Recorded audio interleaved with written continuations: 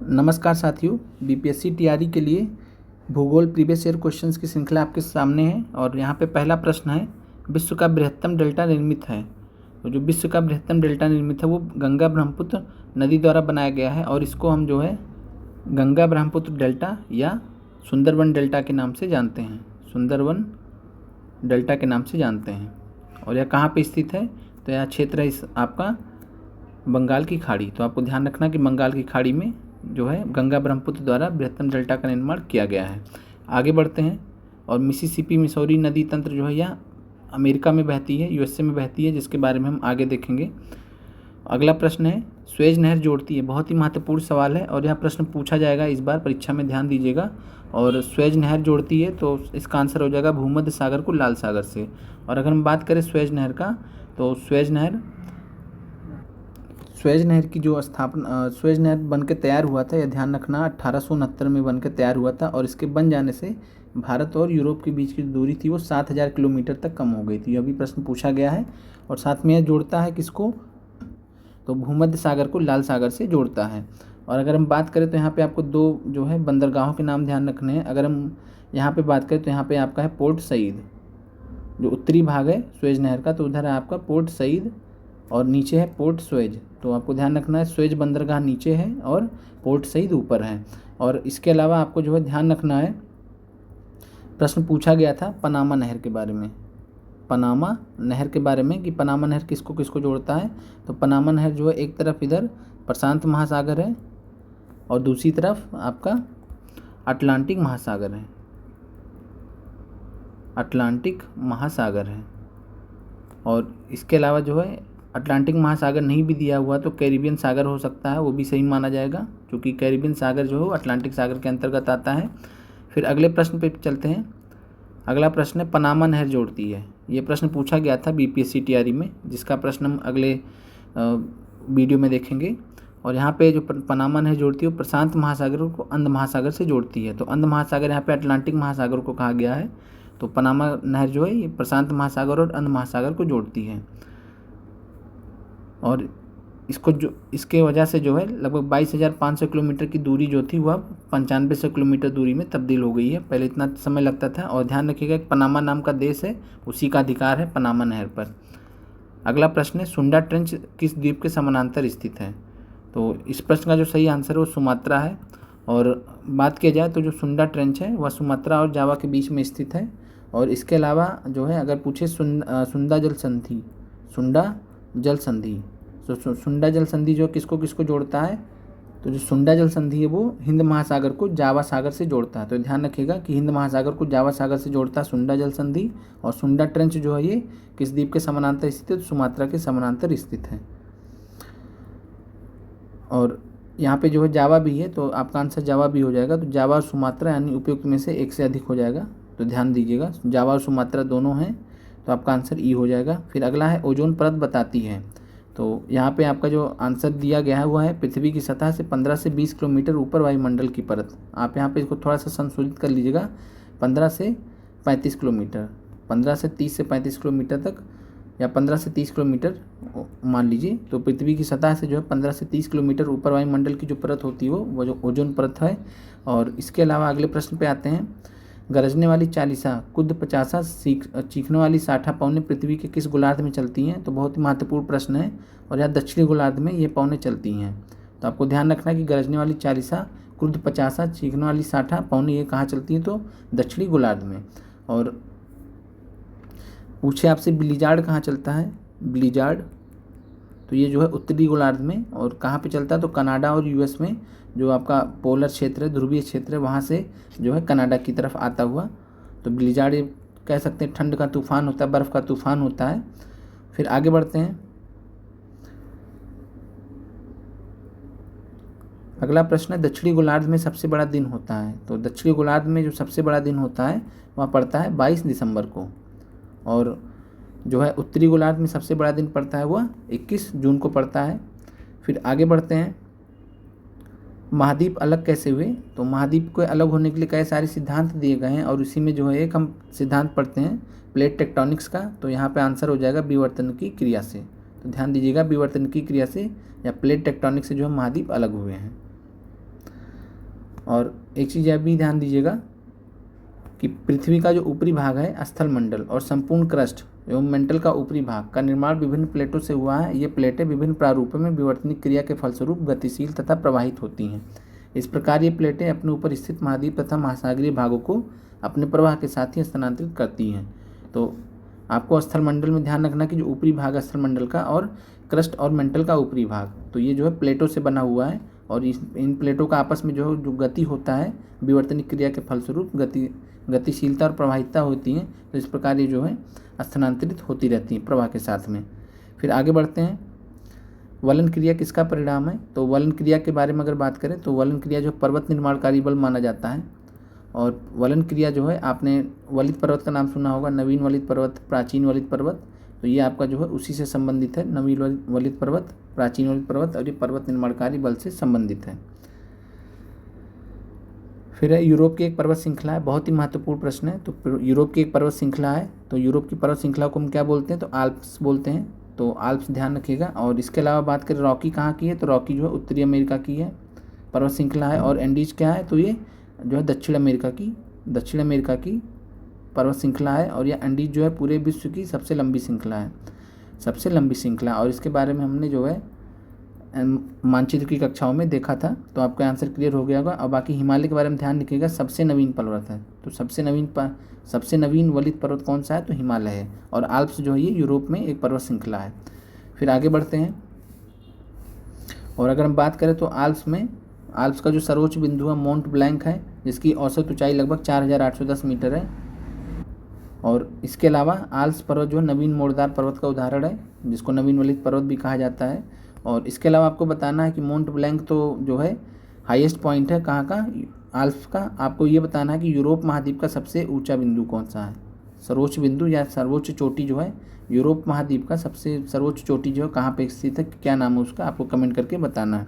फिर अगला प्रश्न, तकला मकान मरुस्थल अवस्थित है। तो तकला मकान मरुस्थल जो कहाँ पे स्थित है? चीन में है। और इसके अलावा अगर हम बात करें तो मंगोलिया और चीन में, तो जब मंगोलिया और चीन की बात आती है तो वहाँ गोबी मरुस्थल है, ध्यान दीजिएगा, महत्वपूर्ण है। गोबी मरुस्थल कहाँ पे स्थित है? तो चीन और मंगोलिया में। आगे बढ़ते हैं, और इस प्रश्न का जो सही आंसर हो जाएगा वो हो जाएगा चीन में। फिर आगे बढ़ते हैं, ग्रेट विक्टोरियन मरुस्थल कहाँ पर स्थित है? तो ग्रेट विक्टोरियन मरुस्थल बहुत ही इंपॉर्टेंट है और यह ऑस्ट्रेलिया का सबसे बड़ा मरुस्थल भी है। और साथ में आपको जो है सैंडी मरुस्थल भी ध्यान रखना है, सैंडी मरुस्थल भी आपको ध्यान रखना है, ये भी जो है ऑस्ट्रेलिया में पड़ता है। और इसके अलावा बात करें तो भारत में आपको पता ही है कौन सा मरुस्थल पड़ता है। और उत्तर अफ्रीका में जो है कौन सा मरुस्थल पड़ता है? तो सहारा मरुस्थल पड़ता है। और मिस्र में आपको जो है यहाँ पे बताना है कि मिस्र में आपको बताना है कि मिस्र में जो है नील नदी पर जो है कौन सा बांध जो है बनाया गया है, कि उस बांध का नाम क्या है। फिर आगे बढ़ते हैं, अगला प्रश्न, निम्नलिखित में से किस देश की मृत सागर के साथ में भूमि सीमा नहीं है? तो मृत सागर जिसको हम डेड सी बोलते हैं, और डेड सी की बात करें तो डेड सी जो है ये जॉर्डन और इजराइल के बीच में स्थित है। और चूँकि जॉर्डन और इजराइल के साथ में फ़िलिस्तीन भी है, तो जॉर्डन, इजराइल और फ़िलिस्तीन हो जाएगा। और भूमि की सीमा किसके साथ नहीं होगी? तो लेबनान के साथ में नहीं होगी। तो आंसर आपका लेबनान हो जाएगा। आगे बढ़ते हैं, दक्षिण अमेरिका में मध्य अक्षांशीय घास के मैदान को क्या कहते हैं? तो दक्षिण अमेरिका में जो मध्य अक्षांशीय घास को जो है यहाँ पे आपको ध्यान रखना है कि समशीतोष्ण घास के मैदान कहा जा रहा है। समशीतोष्ण घास के मैदान को ही यहाँ पे मध्य अक्षांशीय घास के मैदान कहा जा रहा है। और इनको हम क्या बोलते हैं दक्षिण अमेरिका में? तो पंपास के नाम से जाना जाता है। और प्रेरी कहाँ बोला जाता है? तो ये उत्तरी अमेरिका में बोला जाता है। और स्टेपीज कहाँ बोला जाता है? तो स्टेपीज जो ये रसिया में बोला जाता है या साइबेरिया में बोला जाता है। फिर आगे है, बेल्ट कहाँ पे बोला जाता है? तो बेल्ट जो है दक्षिण अफ्रीका में बोला जाता है, ध्यान रखिएगा। और बेल्ट दक्षिण अफ्रीका में, और डाउन्स जो है ऑस्ट्रेलिया में। तो डाउन्स आपका ऑस्ट्रेलिया में, और उत्तरी अमेरिका में प्रेरी, और स्टेपीज यूरेशिया में जो यूरोप और रसिया वाला भाग है। और साथ में जो है ऑस्ट्रेलिया दक्षिण अफ्रीका में बेल्ट्स, ये नाम ध्यान रखिएगा। आगे बढ़ते हैं, निम्नलिखित में से कौन सा एक जर्मनी का कोयला क्षेत्र नहीं है? तो रूर घाटी एनसीईआरटी में दिया है, तो ये तो है ही। सार बेसिन भी है, अचेन बेसिन भी है, लॉरेन बेसिन नहीं है। लॉरेन बेसिन ये कहाँ पे स्थित है? तो फ्रांस में स्थित है। तो आप दो नाम ध्यान रखिएगा, एल्सेक और लॉरेन।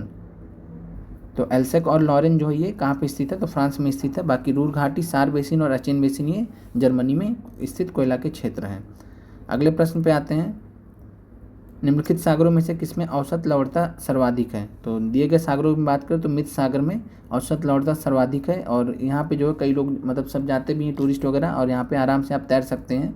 इतना ज़्यादा ये सैलाइन है, और इसका डेंसिटी जो है कह सकते हैं पानी के मुकाबले नमक ज़्यादा होने की वजह से ज़्यादा रहता है, और आप आराम से तैर सकते हैं। और इसके अलावा अगर बात करें कि तुर्की का देश में वोन गोलू झील है या वोन झील है, और उसमें सबसे ज़्यादा लवणता पाई जाती है। और ग्रेट साल्ट लेक जो है यूएसए में है, तो ग्रेट साल्ट लेक आपको ध्यान रखना है यूएसए में है, ये भी जो है सैलाइन झील है, लवण झील है, ये आपको ध्यान रखना है। आगे बढ़ते हैं। प्रश्न है दक्षिण अमेरिका की सबसे बड़ी नदी है। तो दक्षिण अमेरिका की सबसे बड़ी नदी आप सभी जानते हैं अमेजन नदी है, और यह विश्व की दूसरी सबसे लंबी नदी है। और विश्व की सबसे लंबी नदी कौन सी है? तो नील है। तो विश्व की सबसे लंबी नदी नील है, और विश्व की दूसरी सबसे लंबी नदी अमेजन है। और दक्षिण अमेरिका की बात करें तो दक्षिण अमेरिका की सबसे बड़ी नदी अमेजन है। और इसके अलावा जो बात करें अपवा क्षेत्र की दृष्टि से संसार की सबसे बड़ी नदी है। अपवा क्षेत्र में जो कई सारे देश आते हैं, और एक हिसाब से देखा जाए तो सबसे जो है बड़ी नदी है अपवा क्षेत्र के हिसाब से। आगे बढ़ते हैं। किस मिट्टी में केसिका कैपिलरी का सबसे अधिक प्रभाव होता है? तो जो केसिका या कैपिलरी प्रभाव होता है वो सबसे ज़्यादा चिकनी मिट्टी में पाया जाता है, और चिकनी मिट्टी में जो क्ले सॉइल होता है उसमें जो है कैपिलरी एक्शन सबसे ज़्यादा पाया जाता है, और बलुई मिट्टी में न्यूनतम होता है। तो ध्यान रखिएगा कि बलुई मिट्टी जो होती है वो न्यूनतम होता है। फिर आगे बढ़ते हैं।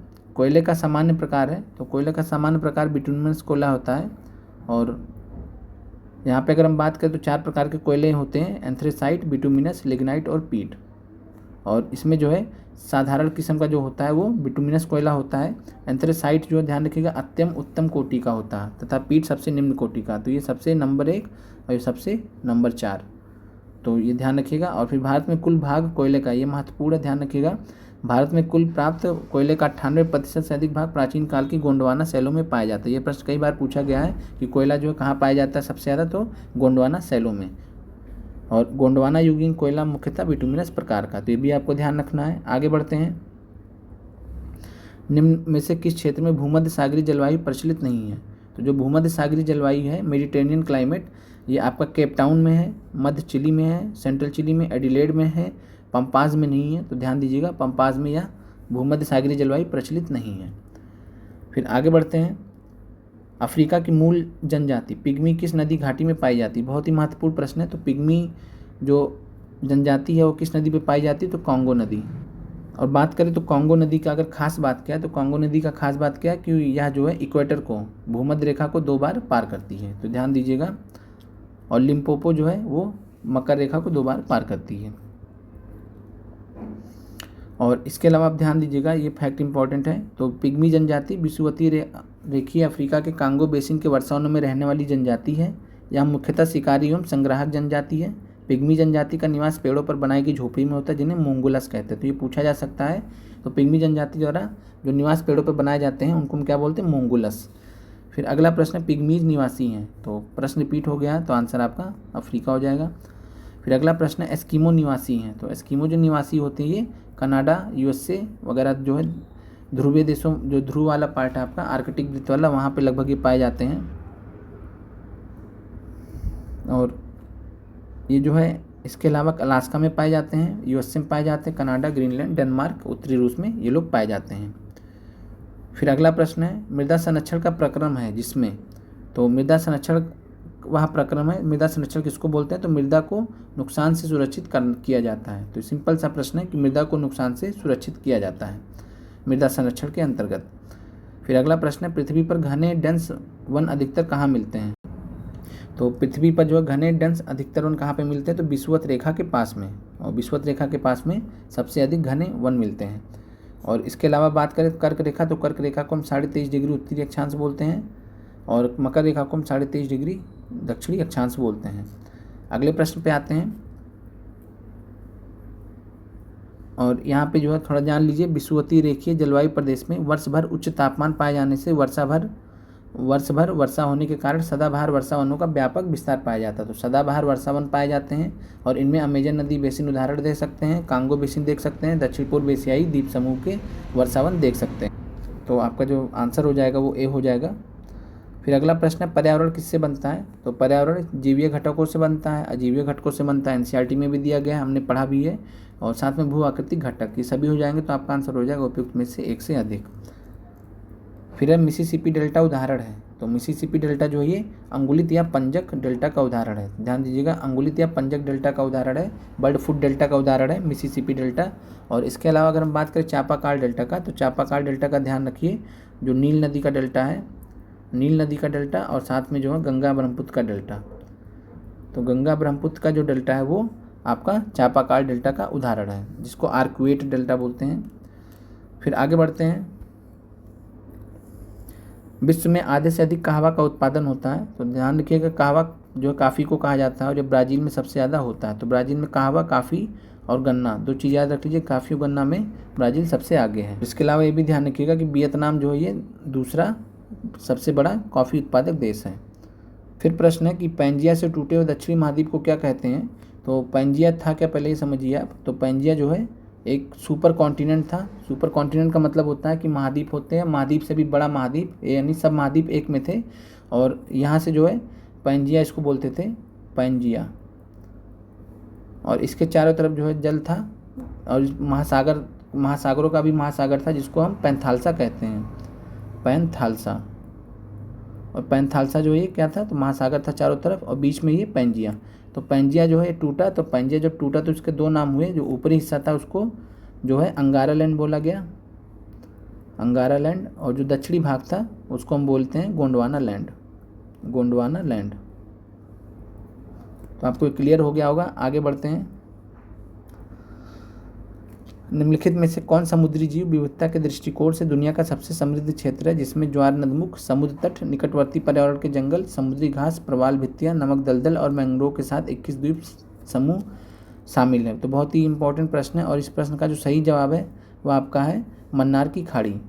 तो मन्नार की खाड़ी ध्यान रखिएगा, मन्नार की खाड़ी बायोस्फीयर रिजर्व। और मन्नार की खाड़ी में जो है ज्वार नदमुख भी पाए जाते हैं, समुद्र तट तो है ही, निकटवर्ती पर्यावरण के जंगल, समुद्री घास, प्रवाल भित्तियाँ, नमक दलदल और मैंग्रोव के साथ 21 द्वीप भी शामिल।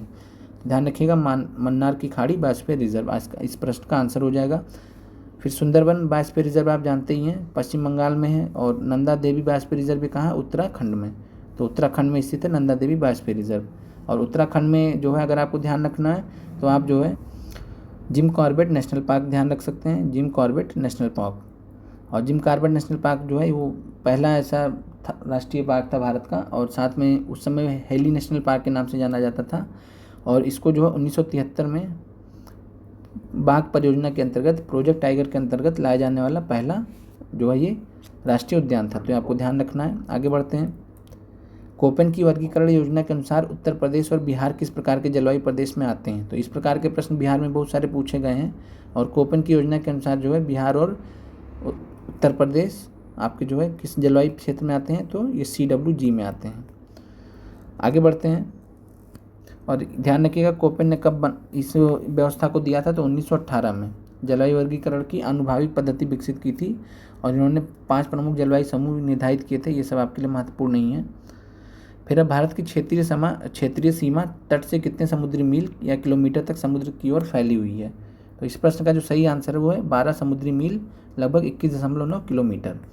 और इस प्रश्न को देखें तो यहाँ पे हम पाते हैं कि संयुक्त राष्ट्र समुद्री कानून संधि, जिसको हम UNCLOS बोलते हैं इंग्लिश में, तो ये 1982 के तहत जो अंतर्राष्ट्रीय संधि किया गया था, जिसके अनुसार प्रत्येक तटीय देश एक प्रादेशिक समुद्री क्षेत्र का दावा कर सकता है, और जो कहाँ तक जाएगा? उसके तट रेखा से तो समुद्र की ओर अपनी आधार रेखा से 12 समुद्री माइल यानी लगभग 22 किलोमीटर तक उसका जो है वह क्षेत्र पर दावा कर सकता है। फिर अगला प्रश्न है, और यहाँ पे जो है प्रश्न समाप्त होते हैं। तो आपको जो है अगले वीडियो में आपको जो है BPSC TRE बहुत ही स्पेशल कक्षा स्टार्ट होने वाली है। BPSC TRE स्पेशल जो आपका है बिहार से रिलेटेड, उसकी कक्षाएं स्टार्ट होंगी आज से, और अगला वीडियो आपका उसी का मिलेगा। तो मिलते हैं। और बाकी कल आपको जो है BPSC TRE के जो आपके PIQs हैं, कौन कौन से PIQs हैं, तो आपके PIQs जो हैं आपके 18 दिसंबर को एक पेपर और हुआ था, 2 पेपर हुए थे। तो आपको एक पेपर का हल कल करवा दिया गया था, और एक पेपर का हल आपको कल करवा दिया जाएगा। तो आप ध्यान रखिएगा। और ये प्रश्न बाकी हैं, उसके बाद फिर TRE 1 के पेपर हम करेंगे, और इसके बाद फिर जो TRE 3 के पेपर हम करेंगे, जो पेपर परीक्षा रद्द हुई थी। तो मिलते हैं अगले वीडियो में।